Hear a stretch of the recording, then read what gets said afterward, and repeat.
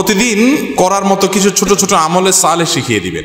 প্রতিদিন করার মতো প্রথম আমলে সালেহ হলো 5 ওয়াক্ত নামাজ সময় মতো ধীরে ধীরে আদায় করবেন। এর চাইতে বড় কোনো আমলে চলে না। এই একটা যদি করেন আর ছোটখাটো কোনো আমল নাও করতে পারেন, বড় গুনাহ থেকে বেঁচে থাকেন, ইনশাআল্লাহ নাজাতের পথ অর্ধেক সুগম হয়ে যাবে।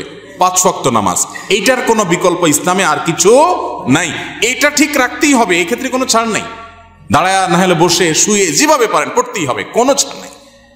অতএব 1 নম্বর আমল হলো 5 ওয়াক্ত নামাজ পড়বেন। 2 নম্বর হলো সকল বড় বড় মোটা মোটা গুনাহগুলা থেকে বেঁচে থাকবেন। চোখের গুনাহ, হারাম জিনিস দেখা, হারাম জিনিস শোনা, গালমন্দ করা, মানুষের হক মারা, হারাম খাওয়া, এই বড় বড় গুনাহগুলো থেকে বেঁচে থাকবেন। নাম্বার 3, নবী করিম সাল্লাল্লাহু আলাইহি ওয়াসাল্লাম প্রতি বেশি বেশি দুরূদ পাঠ করবেন। আল্লাহুম্মা সাল্লি আলা মুহাম্মদ ওয়া আলা আলি মুহাম্মদ, শুধু সাল্লাল্লাহু আলাইহি ওয়াসাল্লাম, দুরূদ ইব্রাহিম যত বেশি পারেন দিনে 10 বার 20 বার পাঠ করবেন। নাম্বার 4, ইস্তিগফার বেশি বেশি করবেন। আস্তাগফিরুল্লাহ ওয়া আতুবু ইলাইহি, আস্তাগফিরুল্লাহ ওয়া আতুবু ইলাইহি, আস্তাগফিরুল্লাহ আল্লাযী লা ইলাহা ইল্লা হুয়াল হাইয়ুল কাইয়্যুম, এরকম ইস্তিগফার পড়বেন। নাম্বার 5, যেই কোনো কাজ করবেন, এই কাজগুলোর পাশাপাশি কোরআনে কারীমের তেলাওয়াত প্রতিদিন একটু একটু করে করবেন। বিশেষ করে সূরা ইখলাস, কুল হু আল্লাহ সূরা একবার পড়লে 3 ভাগের কোরআন 3 ভাগের 1 ভাগ পড়ার সমান সওয়াব হয়। অতএব আপনি চাইলে কয়েক মিনিটের ভিতরে পুরো 1 খতম কোরআনের সওয়াব পেতে পারেন। বিশেষ সূরা ইখলাস পাঠ করবেন।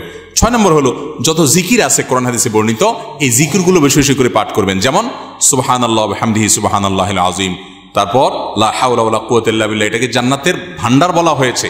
তারপর আপনার দুরূদ ইব্রাহিমের পাশাপাশি অন্যান্য সাধারণ দুরূদ তো পড়বেনই। যত জিকির আছে এর মধ্যে একটা জিকির আছে ইয়া জাল জালালি ওয়াল ইকরাম, বেশি বেশি করে। তাহলে ইয়া জাল জালালি ওয়াল ইকরাম, সুবহানাল্লাহ ওয়া বিহামদিহি সুবহানাল্লাহিল আযীম এবং লা হাওলা ওয়ালা কুওয়াতা ইল্লা বিল্লাহ, স্পেশালি এই 3টা বেশি বেশি জিকির পাঠ করবেন। কোন মুসলমানকে জাহান্নামে দেওয়ার পর কখনো কি তাকে জান্নাতে দেওয়া হবে? খুব গুরুত্বপূর্ণ একটা প্রশ্ন। একটু আগে যে গোষ্ঠীর কথা বলছিলাম, যারা আমাদের নবীজির হাদিসকে অস্বীকার করে, তারা শুধু কোরআন দিয়ে চলতে চায়। শুধু কোরআনে এত ইনিশিয়েট দেওয়া আছে যে এটা দিয়ে সে চলতে পারবে না। শুধু কোরআন যদি দিয়ে চলতে চায়, কোরআন তারা আমাদের নবী থেকেই পাইছে, এখন নবীর কোরআনটা মানবে, হাদিসটা মানবে না। এটা হলো একরকম মামুর ভাইয়ের আবদারের মতো।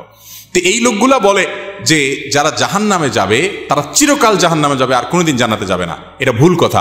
কোরআনে কারিমে আল্লাহ রাব্বুল আলামিন জাহান্নামীদের বিভিন্ন বিবরণ উল্লেখ করেছেন। অনেক পাপের কারণে জাহান্নামে স্থায়ী থাকার কথা বলেছেন, কিন্তু এগুলো সম্পর্কে খোদ নবী করিম সাল্লাল্লাহু আলাইহি ওয়াসাল্লাম কি ব্যাখ্যা দিয়েছেন, যার পরে কোরআন নাজিল হয়েছে, যাকে আল্লাহ পাঠিয়েছেন আমাদের কাছে, সেটা তারা জানার চেষ্টা করে না। বুখারী সহ বিভিন্ন হাদিসের কিতাবে বর্ণিত হয়েছে সন্দেহাতীতভাবে যে নবী করিম সাল্লাল্লাহু আলাইহি ওয়াসাল্লাম জাহান্নাম থেকে সর্বশেষ উদ্ধার হওয়া ব্যক্তি কিভাবে উদ্ধার করা হবে সে বিবরণ দিয়েছেন।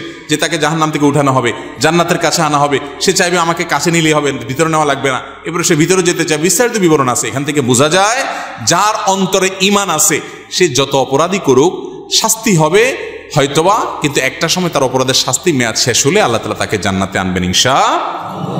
এই চিন্তা করে এবার তাহলে নিশ্চিন্তে পাপ করতে পারেন, যেহেতু জান্নাতে আসবেনই একবার, আর টেনশন কি। কিন্তু জাহান্নামে পড়ার পরে আল্লাহ তাআলা আমাদেরকে হেফাজত রাখুন। কেউ যদি বেদাতকে সুন্নত মনে করে বা বলে, তার কি ঈমান থাকবে? বেদাতকে সুন্নত বললেই বেঈমান হয়ে যাবে না, এত সহজ ক্যালকুলেশন করা যাবে না। একটা আমলকে একজন বেদাত বলছে, আরেকজন বলছে না এটা আপনি বলছেন বেদাত, আমি বলছি না বা দাঁত, এটা দাঁত আছে। কেউ দাঁত পাইছে, কেউ দাঁত পায় নাই, অর্থাৎ কেউ সুন্নত মনে করতেছে, কেউ বেদাত পাইছে। এটা নিয়ে ইজতিহাদ বা বুঝের মত পার্থক্য হতে